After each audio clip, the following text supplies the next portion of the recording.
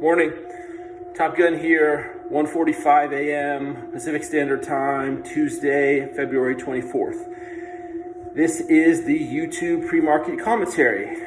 Section 1, not your ordinary Tuesday. What a wild one yesterday was. The NASDAQ dropped 550 points, about 4% within the first 20 minutes of trading. I remember checking the NASDAQ. I was at my gym. I work out at my gym from 6 to 7. And I checked the NASDAQ at about maybe 8 minutes after the open, and it was down about 2.8%. And then I was walking out with my friend about 10 to 7, and I asked him, well, what's it doing? He said, the NASDAQ's down 4%. And that kind of surprised me, that because the futures were indicating it was going to be down, 2-ish. And then I saw it down 2.8, which was already, more than the futures. And then he said 4, and so, the market was crashing. People were getting out.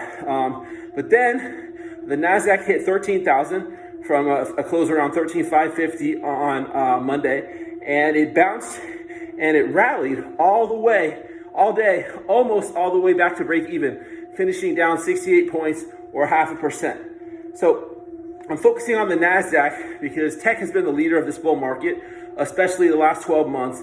And I don't think the rest of the market can carry the S&P if and when the NASDAQ starts to break down. So what does it mean?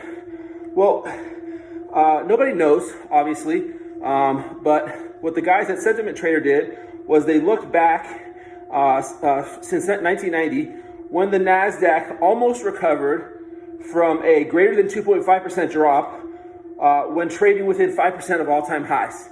And it's happened 7 previous times. 3 times in the month leading up to March 10th, 2000, the top of the NASDAQ bubble. 3 times in early 1999, and once in 1997.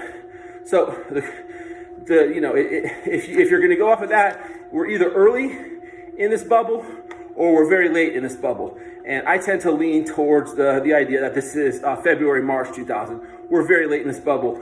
And while the bulls were able to absorb the selling yesterday, soon enough they'll be overwhelmed by it. All right, moving on. Home Depot reported a good quarter yesterday morning with U.S. comps up 25% and operating income up 20%. But the stock traded down 3.12% on greater than 3 times the 3-month average volume. So, as always, it's about the reaction, not the news. The quarter was fine, but maybe the stock is fully valued.